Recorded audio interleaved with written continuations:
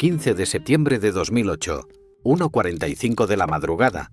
En una sala de conferencias del edificio federal de Nueva York, 13 hombres rodean una mesa de caoba. Afuera, la ciudad duerme. Adentro, el capitalismo está muriendo. Uno de esos hombres sostiene un teléfono con manos temblorosas. Al otro lado de la línea, el director ejecutivo de Lehman Brothers ya no negocia. En 6 horas, 158 años de historia se evaporarán. 600.000 millones de dólares desaparecerán como humo. Y nadie podrá detenerlo. Pero aquí está lo que los titulares nunca te contaron. El colapso de Lehman Brothers no fue un accidente. No fue mala suerte ni una crisis impredecible. Fue el resultado calculado de un sistema diseñado para implosionar. Imagina un edificio de 50 pisos construido con naipes. Cada piso una mentira. Cada carta una apuesta. Ahora imagina que alguien sabía exactamente cuándo se vendría abajo. Y aún así, siguió construyendo. Piso tras piso. Mentira tras mentira. Richard Fuld, el hombre al que llamaban el gorila, ganó 500 millones de dólares en 14 años. No construyendo valor. Hipotecas tóxicas empaquetadas como oro. Deuda convertida en diamante. Apalancamiento 30-1, que en lenguaje humano significa apostar $30 por cada dólar que tienes. Y cuando todo explotó, él no perdió su fortuna. Los jubilados perdieron sus ahorros. Las familias perdieron sus casas. 25.000 empleados perdieron sus trabajos. Pero el gorila compró 3 mansiones más. Los documentos que fueron sellados durante 2 décadas están saliendo a la luz. Las transcripciones de llamadas grabadas que nadie debía escuchar. Los correos electrónicos que fueron borrados pero recuperados por el FBI. Los testimonios de los whistleblowers que desaparecieron antes de los juicios. Y lo que revelan es más perturbador que cualquier conspiración. No fue un fraude aislado. Fue un sistema. Un sistema donde todos sabían. Y nadie pagó. Piensa en la última vez que confiaste en un banco. Ahora piensa en esto.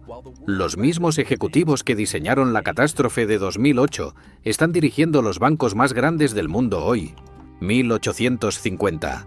Montgomery, Alabama. 3 hermanos judíos alemanes llegan a un puerto del sur de Estados Unidos con $40 en el bolsillo y un sueño que cambiaría la historia del capitalismo. Henry, Emanuel y Mayer Lehman no hablaban inglés. No tenían conexiones. No tenían educación formal en finanzas, pero tenían algo más peligroso: ambición sin límites y una comprensión instintiva de cómo funciona el dinero cuando nadie está mirando. La primera tienda Lehman Brothers no vendía acciones ni bonos, vendía telas y utensilios secos. Pero aquí está lo que los libros de historia omiten deliberadamente. En 1855, 5 años después de abrir su tienda, los hermanos Lehman descubrieron algo. Los granjeros de algodón del sur estaban desesperados por crédito. Y los hermanos Lehman tenían algo mejor que dinero. Tenían paciencia. Aceptaban algodón como pago. Y el algodón, en ese momento, era más valioso que el oro. Piensa en esto con cuidado. Mientras otros comerciantes exigían efectivo, los Lehman construían un imperio sobre deuda agrícola. Cada fardo de algodón era un pagaré. Cada cosecha, una promesa. Y cuando los granjeros no podían pagar, los Lehman se quedaban con las tierras. ¿Suena familiar?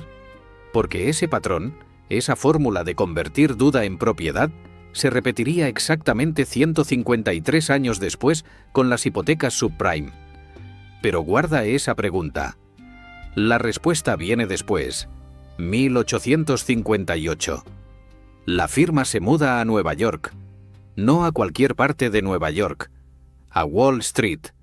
Emanuel Lehman, el hermano del medio, tenía una visión que sus contemporáneos consideraban locura: transformar una tienda de telas en un banco de inversión. La Guerra Civil estadounidense estalló 3 años después, y mientras el país se desangraba, Lehman Brothers multiplicó su fortuna por 20. ¿Cómo? Financiando a ambos bandos, norte y sur, confederados y unionistas. El dinero, descubrieron los Lehman, no tiene bandera ni moral. Ahora detente un segundo. Visualiza la escena. Es 1860 y Richmond, Virginia, está en llamas. Soldados mueren en campos de batalla mientras en Nueva York, en una oficina de madera oscura y cigarros cubanos, 3 hermanos cuentan ganancias que provienen directamente de esa sangre. No eran villanos de caricatura, eran empresarios. Y esa es precisamente la lección más aterradora. No necesitas ser malvado para destruir vidas. Solo necesitas ser eficiente. La transición de comerciantes de algodón a titanes de Wall Street no fue accidental. Fue calculada. En 1887, 37 años después de su llegada a América, Lehman Brothers obtuvo un asiento en la Bolsa de Valores de Nueva York. Ese asiento costó $30.000. Hoy equivaldría a casi 1 millón. Pero aquí está lo perturbador. Ese asiento les dio acceso a algo más valioso que dinero. Les dio acceso a información, a los secretos de las corporaciones más grandes de América, a los planes de expansión antes de que fueran públicos. Y aquí es donde todo comienza a escalar.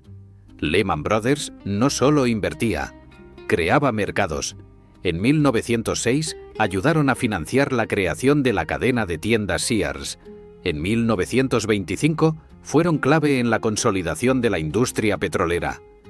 En 1938, en plena Gran Depresión, mientras millones perdían sus hogares, Lehman Brothers reportó su año más rentable hasta la fecha. ¿Coincidencia? Piénsalo bien. Cada crisis era una oportunidad, cada colapso, de una liquidación con descuento. Pero hay algo más que necesitas entender sobre el ADN de Lehman Brothers. Desde sus inicios en Alabama hasta su apogeo en Wall Street, la firma operaba bajo una filosofía simple pero letal: apalancamiento máximo, riesgo externalizado. En términos humanos, apuesta todo lo que puedas y cuando pierdas, asegúrate de que otro pague la cuenta. En 1929, justo antes del crash que inició la Gran Depresión, Lehman Brothers tenía un ratio de apalancamiento de 15:1. Eso significa que por cada $1 real apostaban 15. La Segunda Guerra Mundial llegó y, una vez más, Lehman Brothers se posicionó del lado correcto de la historia. No del lado moral, del lado rentable. Financiaron la reconstrucción de Europa. Participaron en la creación del Fondo Monetario Internacional. Ayudaron a diseñar el sistema Bretton Woods que definiría el orden económico global por décadas. Y en cada mesa de negociación, en cada acuerdo, Lehman Brothers cobraba su comisión. Pequeña, invisible, pero multiplicada por miles de transacciones, astronómica. 1977. 127 años después de su fundación, Lehman Brothers enfrenta su primera verdadera crisis existencial. No por regulaciones, no por escándalos, sino por arrogancia interna. La firma casi colapsa debido a peleas entre socios sobre cómo dividir las ganancias. Imagina eso. Un imperio de 100 años casi destruido no por enemigos externos sino por codicia interna. Fueron salvados por un outsider, Pete Peterson, quien fusionó Lehman con Kuhn Loeb y estabilizó la firma. Pero esa estabilidad era solo temporal. Era el ojo del huracán. Y aquí llegamos al punto crucial que conecta 1850 con 2008. En 1990 y 140 años después de vender su primera tela en Alabama, Lehman Brothers se convirtió en una empresa pública. Salieron a bolsa. Y ese fue el momento exacto donde la bomba comenzó su cuenta regresiva. Porque cuando respondes a accionistas trimestrales en lugar de socios de largo plazo, las reglas cambian. Los incentivos se distorsionan. La línea entre ambición y autodestrucción se vuelve invisible. ¿Recuerdas lo que dije al inicio sobre los 3 hermanos con $40? Ahora controla un imperio de 200.000 millones. Pero ese imperio está construido sobre la misma fórmula que usaron en 1855. Convertir deuda en propiedad, externalizar el riesgo y cobrar la comisión antes de que explote todo. Solo que esta vez la explosión sería global. 2003. La oficina de Lehman Brothers en Times Square no se parece a un banco tradicional. Parece un piso de trading de cocaína y testosterona. pantallas parpadeantes con números verdes y rojos, teléfonos sonando cada 3 segundos, y en el centro de ese caos controlado, un descubrimiento que cambiaría todo. Alguien acababa de encontrar la manera de convertir la peor deuda del mundo en el producto financiero más rentable de la historia. No era magia, era ingeniería financiera, y era completamente legal. Aquí está lo que necesitas entender sobre las hipotecas subprime. Imagina que vas a un banco a pedir un préstamo para comprar una casa. El banco revisa tu historial crediticio. Ves que tienes deudas impagas, bancarrotas previas, ingresos inestables. Cualquier banco racional te rechazaría. Pero en 2003, al Lehman Brothers descubrió algo fascinante.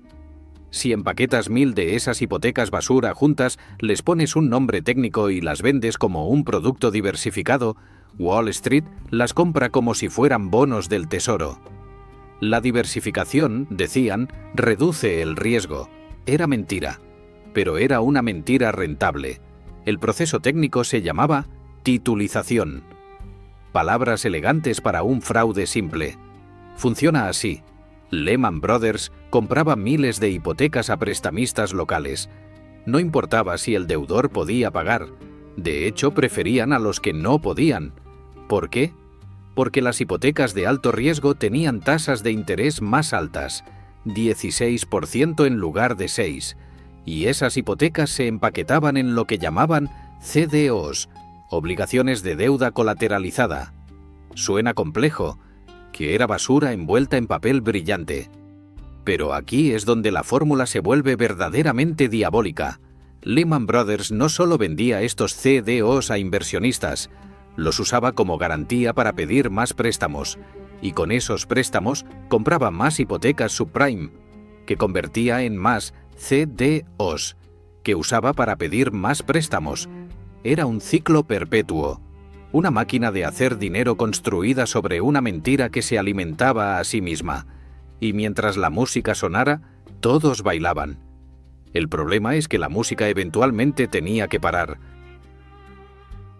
2000. Un año después del descubrimiento de la fórmula mágica, Lehman Brothers reporta ganancias récord de 2.900 millones de dólares. El precio de sus acciones se duplica. Los bonos de los ejecutivos alcanzan números obscenos. Richard Full, el director ejecutivo, gana 45 millones ese año. Pero hay algo que los reportes anuales no mencionan. El ratio de apalancamiento de Lehman Brothers ha subido a 24:1. Eso significa que por cada dólar real que tienen, están apostando 24. Y esos 24 dólares están respaldados por hipotecas de gente que nunca debió recibir un préstamo. Ahora imagina esto. María, una cajera en Florida que gana $22.000 al año, recibe aprobación para una hipoteca de $350.000. El agente hipotecario que le vendió el préstamo recibió una comisión de $8.000. Ese agente vendió la hipoteca a un banco regional por $360.000. El banco regional la empaquetó con otras 999 hipotecas similares y se la vendió a Lehman Brothers por 365 millones. Lehman Brothers creó un CDO, lo calificó como AAA con ayuda de agencias de calificación que ellos mismos pagaban y lo vendió a fondos de pensiones europeos por 400 millones. Todos ganaron, excepto María, que en 18 meses perdería su casa. Pero hay algo más perturbador que necesitas saber. Lehman Brothers no solo vendía estos CDOs, también creaba CDO sintéticos. ¿Qué significa sintético? Significa que ni siquiera existían hipotecas reales detrás. Era una apuesta sobre una apuesta. Derivados de derivados. Imagina apostar sobre el resultado de un partido de fútbol. Ahora imagina que alguien más apuesta sobre tu apuesta. Y otra persona apuesta sobre esa segunda apuesta. Y así, hasta el infinito. Cuando el equipo pierde, no es solo un partido perdido. Es un colapso en cadena de destrucción financiera. 2006. El mercado inmobiliario estadounidense alcanza su pico. Los precios de las casas han subido un 120% en 6 años. Todos creen que seguirán subiendo para siempre. Lehman Brothers tiene ahora un balance de 680.000 millones de dólares, pero de esos 680.000 millones, solo 22.000 millones son capital real. El resto es deuda. Deuda construida sobre hipotecas de gente como María. Deuda que se vende como inversión segura a maestros jubilados en Noruega y fondos de retiro en Japón. Y en las oficinas de Lehman Brothers, nadie pregunta qué pasará cuando María deje de pagar. Aquí está la pregunta que deberías estar haciéndote. ¿Cómo llegaron tan lejos? ¿Dónde estaban los reguladores? ¿Dónde estaba la SEC, la Comisión de Valores que supuestamente vigila Wall Street? La respuesta es simple y aterradora. Estaban mirando, pero no entendían lo que veían. Los instrumentos financieros se habían vuelto tan complejos que ni los propios creadores sabían exactamente qué riesgo representaban. Cuando un regulador preguntaba sobre CDOs sintéticos cuadrados, los traders de Lehman sonreían y explicaban con ecuaciones y jerga técnica hasta que el regulador asentía y firmaba la aprobación. 2007, febrero. Las primeras grietas comienzan a aparecer. HSBC, un banco británico, reporta pérdidas masivas en su división de hipotecas subprime.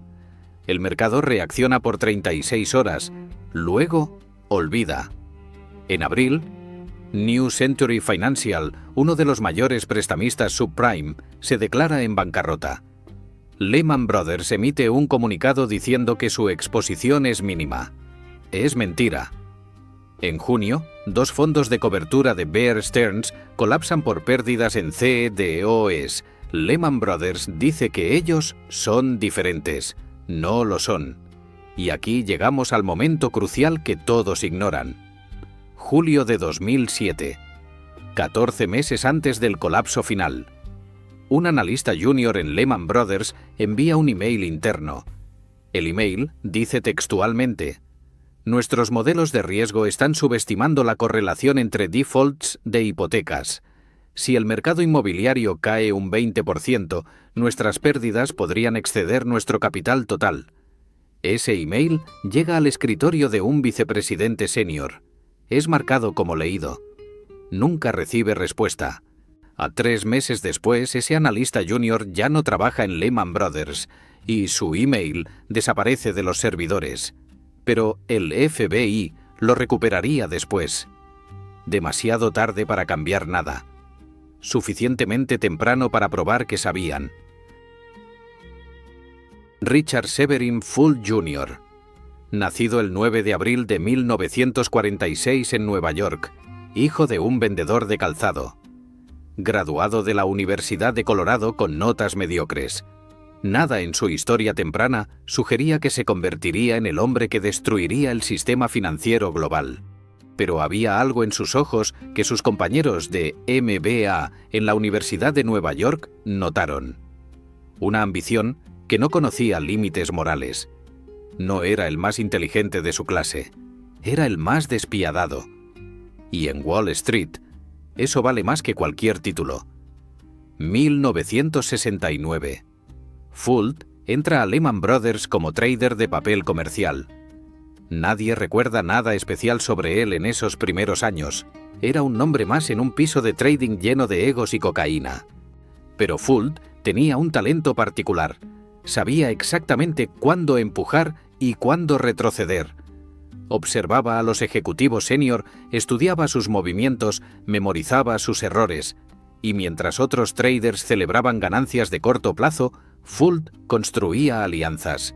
No con los más poderosos, sino con los que estaban a punto de volverse poderosos. Esa fue su primera gran estrategia. Siempre estar en el lugar correcto antes de que se volviera obvio. 1981, 15 años después de entrar como nadie, Fuld es nombrado jefe de operaciones de trading de renta fija. No es la cima, pero está cerca. Y aquí comienza a forjar su reputación. Los traders lo llaman el gorila. No es un apodo cariñoso. Fuld tiene un temperamento explosivo. Grita. Lanza teléfonos. Una vez, según testimonio de un empleado en una demanda posterior, amenazó físicamente a un subordinado que cuestionó una decisión de trading. Pero los números de Fuld son impecables. Cada trimestre supera proyecciones. Cada año aumenta ganancias. Y en Wall Street, los números perdonan cualquier comportamiento. 1990 en el momento que define todo.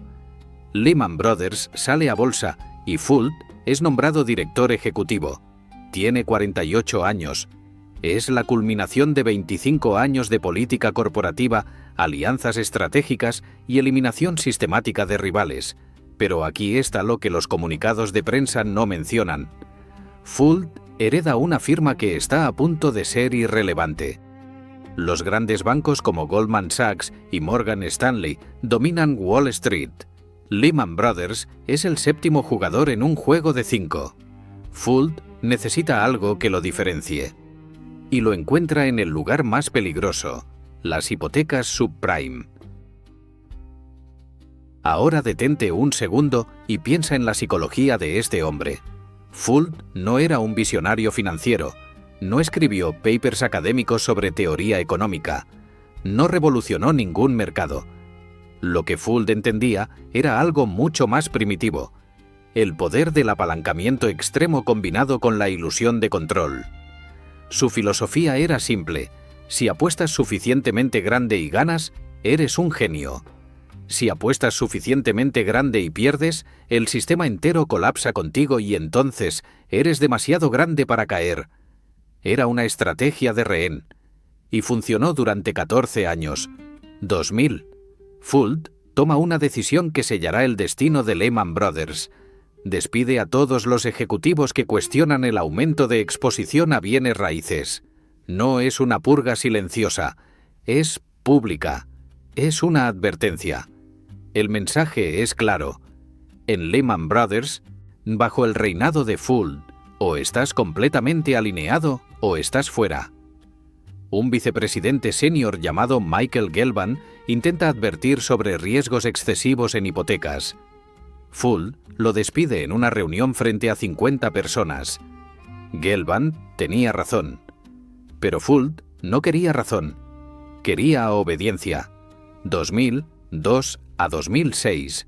Los años dorados de Fuld. Lehman Brothers multiplica sus ganancias por... El precio de las acciones pasa de $10 a 85. Fuld personalmente gana más de $500 millones en ese periodo. No en salario, en acciones y bonos. Y aquí está el detalle escalofriante. Cada bono estaba estructurado de manera que Fuld ganaba más dinero cuando Lehman Brothers tomaba más riesgo. Era un incentivo perverso. Mientras más apostara la firma, más ganaba él personalmente. No había penalización por pérdidas, solo recompensa por apuestas. ¿Qué crees que eligió? Las reuniones de junta directiva durante esos años son reveladoras. Los documentos filtrados muestran un patrón consistente. Cada trimestre, el departamento de riesgo presenta preocupaciones. Y cada trimestre, Fuld las descarta. En 2005, el jefe de riesgo advierte que el ratio de apalancamiento de 30-1 es insostenible. Fuld responde, según transcripciones de la reunión: nuestros competidores están en 35-1. O igualamos o morimos. 6 meses después, ese jefe de riesgo acepta una jubilación anticipada. Su reemplazo es un ejecutivo cuyo departamento anterior era ventas, no riesgo. Pero hay una historia que define perfectamente la mentalidad de Fuld. 2007. Un periodista de Bloomberg lo entrevista y le pregunta sobre exposición a hipotecas subprime. Fuld mira directamente a la cámara y dice: Lehman Brothers tiene el mejor equipo de gestión de riesgo en Wall Street. Nuestro balance es sólido como una roca. 3 semanas después de esa entrevista, Lehman Brothers reporta su primera pérdida trimestral en historia reciente. ¿Estaba Fuld mintiendo? No exactamente. Él realmente creía lo que decía. Y eso es más aterrador que cualquier mentira deliberada. Era un hombre convencido de su propia invencibilidad. La cultura que Fuld creó dentro de Lehman Brothers era una mezcla tóxica de miedo y codicia. Los empleados trabajaban 80 horas semanales, no por pasión, por terror. Los despidos eran públicos y humillantes. Los bonos se distribuían basados en lealtad, no en desempeño real. Y cualquiera que cuestionara las estrategias de trading era marcado como desleal. Un ex empleado describió en un documental posterior: no era un banco, era un culto. Y Fuld era el líder supremo. Cuestionarlo era herejía. Y la herejía se castigaba con excomunión. 2008. Marzo. Bear Stearns, el quinto banco de inversión más grande de Estados Unidos, colapsa. Fuld ve las noticias desde su oficina en el piso 31 y en lugar de tomar medidas defensivas, duplica la apuesta. En abril, un mes después del colapso de Bear Stearns, Lehman Brothers aumenta su posición en bienes raíces comerciales por $20.000 millones. Es la decisión más insana en la historia de la banca moderna. Es como ver un barco hundirse por un iceberg y decidir navegar directo hacia otro iceberg más grande. Pero Fuld tiene una teoría. Bear Stearns colapsó por pánico, no por fundamentos. Él no permitirá que el pánico lo toque. 9 de junio de 2008. Lehman Brothers anuncia resultados del segundo trimestre fiscal. Pérdidas de $2.008 millones. Es la primera pérdida trimestral desde que la firma se hizo pública en 1990 Pero aquí está lo que el comunicado de prensa no dice. Esas pérdidas están masivamente subestimadas. Los auditores internos saben que las pérdidas reales rondan los 16.000 millones. Pero hay una técnica contable llamada Repo 105 que permite mover temporalmente activos tóxicos fuera del balance. No es fraude técnicamente, es contabilidad creativa, y es completamente legal hasta que dejas de existir. Piensa en esto con cuidado. Imagina que debes $100.000 y solo tienes 10.000 en el banco. Entonces, justo antes de que tu acreedor revise tu cuenta, si un amigo te presta 90.000 por 24 horas, tu cuenta muestra 100.000. El acreedor ve los números y se tranquiliza. Al día siguiente devuelves los 90.000 a tu amigo. Eso es Repo 105. Lehman Brothers movía hasta $50.000 millones en activos tóxicos fuera del balance cada trimestre, justo antes de reportar, y los traía de vuelta una semana después. Los reguladores lo sabían. Los auditores de Ernst & Young lo aprobaban. Nadie hizo nada. 18 de junio. 10 días después del anuncio de pérdidas, el precio de las acciones de Lehman Brothers cae un 48%. De $40 a $21 en una sola sesión de trading. Es la caída más pronunciada en la historia de la firma. Los analistas de Wall Street comienzan a hacer las preguntas correctas, o las incorrectas, dependiendo de dónde estés sentado. Meredith Whitney, analista de Oppenheimer, publica un reporte devastador. Lehman Brothers está técnicamente insolvente. Su ratio de apalancamiento de 31:1 es insostenible. Estimamos que necesitan $40.000 millones en capital nuevo. No los tienen. 28 de junio. Fuld llama a una reunión de emergencia con su equipo ejecutivo. La reunión dura 11 horas. Según transcripciones filtradas años después, Fuld abre con estas palabras exactas: ¿necesitamos un comprador o necesitamos un milagro? Prefiero el comprador. La sala está en silencio. Todos saben lo que eso significa. Lehman Brothers, la firma de 158 años, el símbolo de Wall Street, está buscando desesperadamente quien la rescate. Las opciones son limitadas. Bank of America, Barclays o algún fondo soberano extranjero. Fuld asigna equipos para contactar a cada posible comprador. Pero hay un problema. Nadie quiere tocar el balance de Lehman Brothers ni con un palo de 3 metros. Julio. El mes más caliente del verano coincide con el mes más desesperado de Lehman Brothers. El precio de las acciones sigue cayendo. $14, $12, $9. Cada día es una hemorragia. Los clientes institucionales comienzan a retirar fondos. No en masa.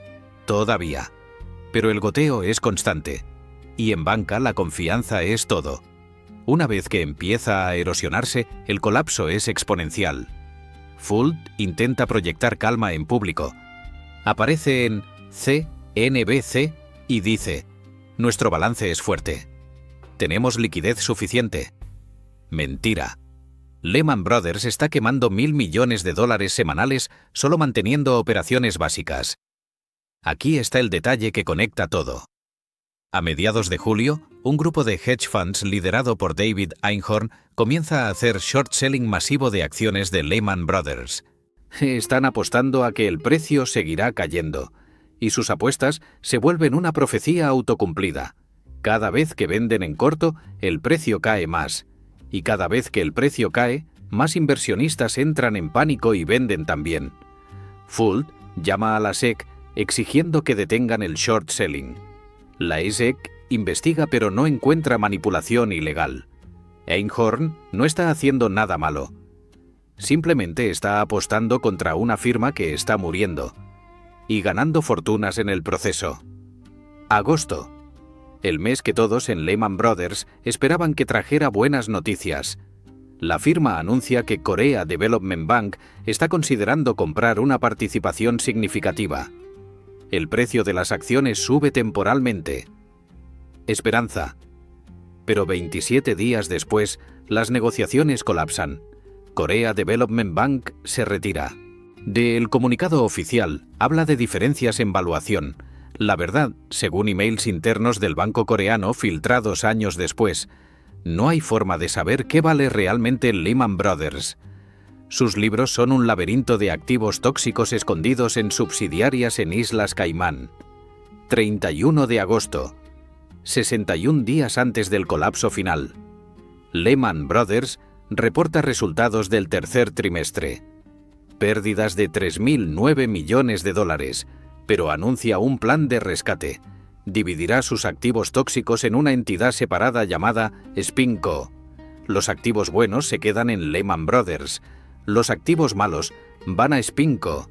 Es básicamente crear un barco salvavidas y dejar que el Titanic se hunda solo. El problema es que nadie quiere comprar SpinCo, porque todos saben que SpinCo es un eufemismo corporativo para vertedero de basura radioactiva. 9 de septiembre. 6 días antes del final.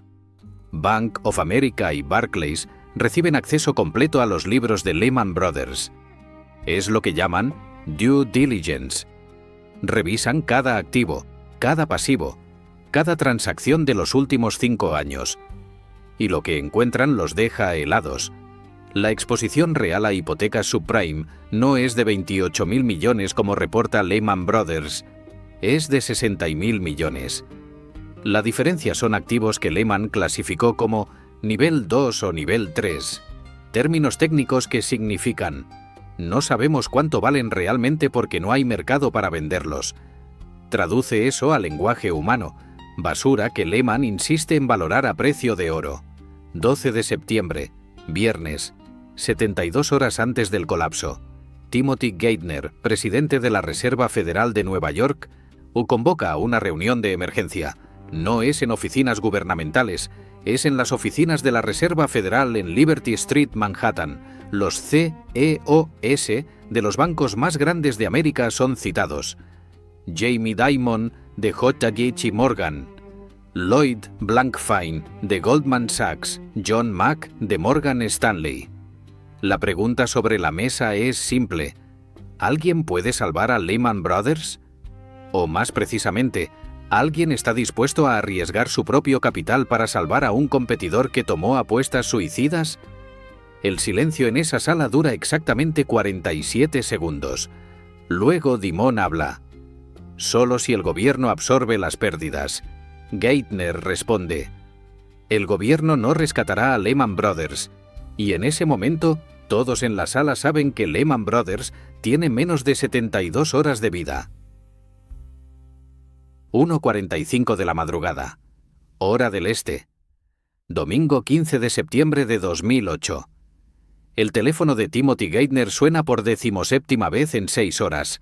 Al otro lado de la línea, Richard Fuld.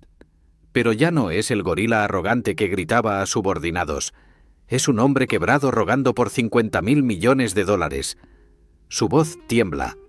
Geithner permanece en silencio durante 23 segundos después de que Fuld termina de hablar. Luego dice textualmente: «Richard, se acabó». Fuld cuelga sin despedirse. En 6 horas, Lehman Brothers dejará de existir. 2:37 de la madrugada. En las oficinas de Lehman Brothers en Times Square, 300 empleados senior están aún trabajando. No están cerrando deals ni ejecutando trades. Están destruyendo documentos. Trituradoras funcionando sin parar. Discos duros siendo formateados. Emails siendo borrados masivamente. Pero hay algo que no saben. El FBI ya tiene copias de todo. Hace 3 semanas, bajo orden judicial secreta, agentes federales clonaron todos los servidores de Lehman Brothers, cada email, cada transacción, cada llamada grabada. Todo está siendo preservado como evidencia para investigaciones futuras que nunca llegarán a ninguna parte. 15 de la madrugada. Harvey Miller, el abogado de bancarrota más famoso de Wall Street, llega al bufete Wachtell Lipton. Tiene instrucciones precisas de Fuld: preparar la documentación para el filing de bancarrota más grande en la historia de Estados Unidos. Miller y su equipo tienen menos de 5 horas para completar papeles que normalmente toman 3 semanas. Que el monto que debe declararse: 619.000 millones de dólares en activos, 6.300 páginas de deudas con 83.000 acreedores diferentes. Es un Everest de destrucción financiera condensado en un solo documento legal. 5:42 de la madrugada. Bank of America llama oficialmente a Geithner. La conversación dura 90 segundos. Bank of America está fuera de las negociaciones. Han decidido comprar Merrill Lynch en su lugar. Merrill está moribundo también, pero sus activos tóxicos son menos radioactivos que los de Lehman. Es como elegir entre 2 pacientes terminales y decidir que al menos uno tiene posibilidades de sobrevivir con cuidados intensivos.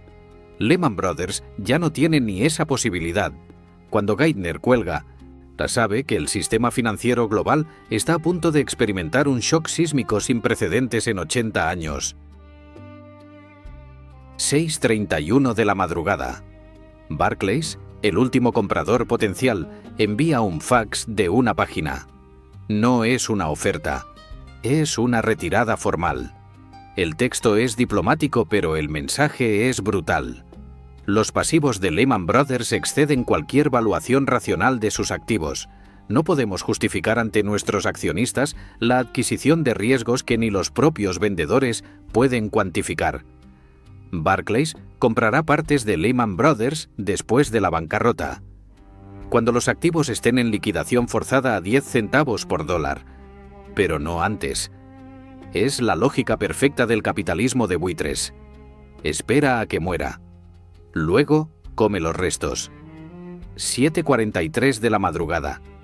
Los primeros empleados comienzan a llegar a las oficinas de Lehman Brothers para el turno matutino regular.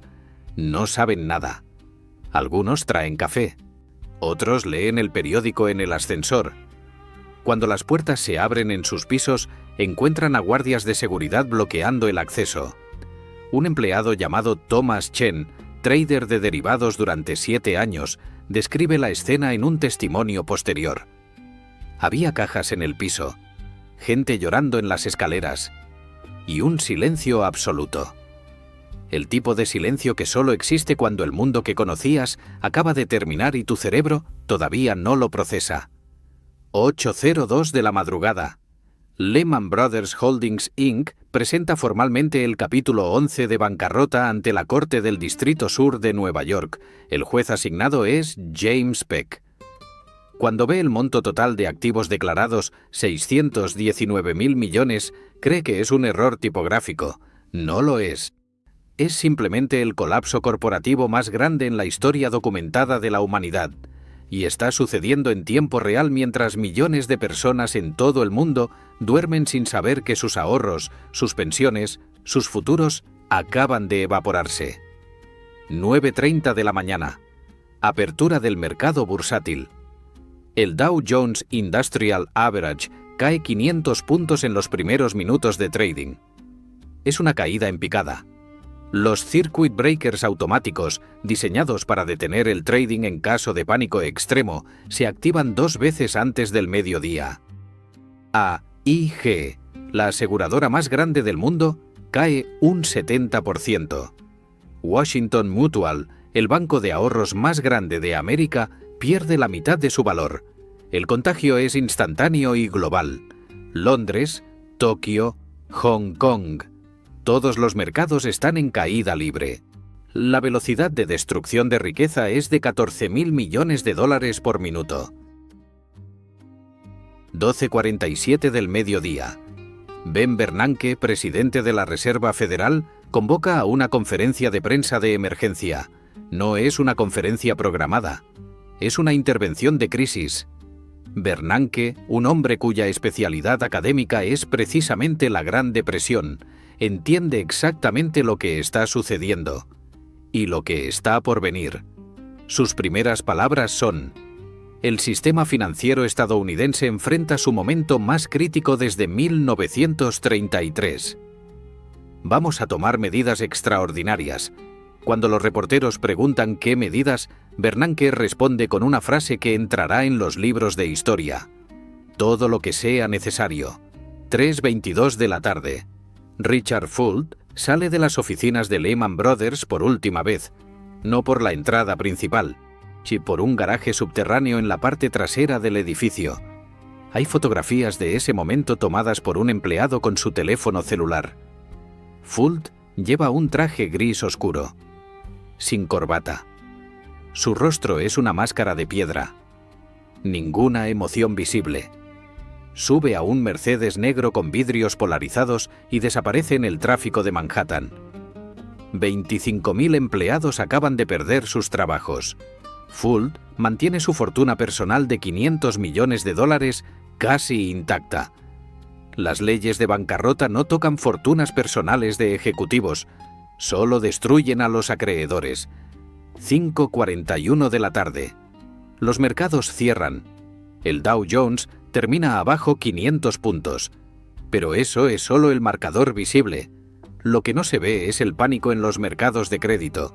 Los bancos han dejado de prestarse dinero entre sí, completamente. El sistema de crédito interbancario, el sistema circulatorio del capitalismo global, acaba de sufrir un paro cardíaco. Las tasas de interés overnight, que normalmente son de 2 o 3%, explotan a 23%. Eso significa que los bancos prefieren pagar 23% de interés antes que arriesgarse a prestarle a otro banco que podría colapsar mañana. 11:59 de la noche. 24 horas después de la llamada de Fuld a Geithner. En una sala de conferencias del Departamento del Tesoro en Washington, Hank Paulson y Ben Bernanke finalizan un plan de rescate que costará 700.000 millones de dólares del dinero de los contribuyentes. No es un plan. Es un cheque en blanco. El Congreso lo aprobará 2 semanas después bajo amenazas de colapso total del sistema. Y aquí está la verdad que nadie admite oficialmente. Ese rescate no salvó la economía. Salvó a los bancos que crearon el problema. Salvó a Goldman Sachs, salvó a JP Morgan, salvó a Citigroup, pero no salvó a los 5 millones de familias que perdieron sus casas en los siguientes 18 meses. Margaret Chen, 62 años, enfermera jubilada en Sacramento, 40 años trabajando turnos nocturnos en un hospital público. En 2005 compró una casa de $280.000 con una hipoteca subprime que Lehman Brothers empaquetó en un CDO y vendió a un fondo de pensiones en Alemania. Margaret nunca supo que su deuda se convirtió en un producto financiero. En 2009 perdió su casa. El banco ejecutó la hipoteca y la vendió por $90.000. Margaret hoy vive en un apartamento de una habitación y trabaja medio tiempo en una farmacia. Richard Fuld compró una mansión en Jupiter Island, Florida, por $13.500.000. En efectivo, 0 ejecutivos de Lehman Brothers fueron a prisión. 0. 25.000 empleados perdieron sus trabajos. 83.000 acreedores perdieron parcial o totalmente sus inversiones. 5 millones de familias estadounidenses perdieron sus casas entre 2008 y 2010. Pero los hombres que diseñaron, ejecutaron y se beneficiaron del sistema que causó el colapso caminan libres. Algunos incluso siguen dirigiendo instituciones financieras. Joseph Casano, el ejecutivo de AIG, cuyas apuestas en derivados casi destruyen el sistema bancario global, recibió un paquete de salida de 340 millones de dólares. No enfrentó cargos criminales, ni siquiera civiles. Aquí está la pregunta que deberías estar haciéndote. ¿Por qué nadie pagó? La respuesta no es incompetencia del sistema judicial, es diseño intencional. Las leyes que regulan fraude financiero en Estados Unidos requieren probar intención criminal. No basta demostrar que las acciones causaron daño masivo. Hay que probar que el ejecutivo sabía que estaba cometiendo un crimen y eligió hacerlo de todos modos. Y aquí está el truco. Cuando rodeas cada decisión de abogados, consultores y estructuras corporativas complejas, puedes destruir la economía global y alegar ignorancia. No sabía que los CDOs eran tóxicos. Los auditores dijeron que era legal. Todo el mundo lo hacía. Esas 3 frases blindan a los ejecutivos mejor que cualquier ejército de abogados. 2010. 2 años después del colapso, el Congreso de Estados Unidos aprueba la ley Dodd-Frank. 2.300 páginas de regulaciones diseñadas para prevenir otra crisis como la de Lehman Brothers. Los titulares celebran. Wall Street se queja públicamente, pero en privado los ejecutivos bancarios sonríen. Porque saben algo que el público no entiende. 2.300 páginas de regulaciones significan 2.300 páginas de lagunas legales. Cada restricción viene con excepciones. Cada límite tiene cláusulas de escape. Y lo más importante, las agencias reguladoras encargadas de hacer cumplir Dodd-Frank tienen presupuestos ridículamente pequeños comparados con los recursos legales de los bancos. 2018. 10 años después de Lehman Brothers, el presidente Donald Trump firma una ley que desmantela partes clave de Dodd-Frank. La justificación oficial: las regulaciones están sofocando el crecimiento económico. La realidad: los bancos gastaron cientos de millones de dólares en lobbying durante una década para revertir las pocas restricciones que realmente tenían dientes. Y lo lograron. Los ratios de apalancamiento que causaron el colapso de Lehman Brothers, limitados después de 2008, fueron relajados nuevamente. Los bancos pueden volver a apostar $30 por cada dólar real. Y nadie parece recordar por qué eso era un problema. Ahora mira alrededor. Mira el mundo financiero de 2026. Las criptomonedas prometiendo retornos del 1000%. A los NFTs vendidos como inversiones revolucionarias que se desplomaron un 98%. Las plataformas de trading que gamifican la inversión hasta convertirla en casino. Los influencers vendiendo cursos de finanzas garantizando riqueza rápida. ¿No te resulta familiar? Es la misma fórmula. Los mismos patrones. Solo cambiaron el vocabulario. En lugar de CDOs, ahora son tokens. En lugar de hipotecas subprime, son préstamos DeFi. Pero la estructura es idéntica. Tomar riesgo extremo, empaquetarlo con nombres sofisticados y venderlo a gente que no entiende completamente lo que está comprando. FTX, noviembre de 2022. Un exchange de criptomonedas con valuación de $32.000 millones colapsa en 72 horas. Su fundador, Sam Bankman-Fried, usaba dinero de clientes para apuestas personales. Que cuando los clientes quisieron retirar sus fondos, no había dinero. $8.000 millones desaparecidos, miles de inversionistas destruidos. Y aquí está lo escalofriante. Los ejecutivos de FTX estudiaron el colapso de Lehman Brothers. Sabían exactamente qué había causado la crisis de 2008 y aún así replicaron el mismo modelo. Porque también sabían algo más. Las consecuencias para los ejecutivos son mínimas comparadas con las ganancias potenciales. La verdad incómoda es que el sistema no está roto. está funcionando exactamente como fue diseñado. Privatizar las ganancias, socializar las pérdidas. Cuando los bancos ganan, los ejecutivos cobran bonos de millones. Cuando los bancos pierden, los contribuyentes pagan el rescate. Es un juego donde las reglas están escritas por los mismos jugadores. Y cada vez que el público exige cambios, esos cambios son diluidos, retrasados o eventualmente revertidos cuando la memoria colectiva se desvanece. Lehman Brothers colapsó hace 18 años. La mayoría de los traders activos en Wall Street hoy tenían 10 años en 2008. No recuerdan el pánico. Solo conocen los años de ganancias que vinieron después.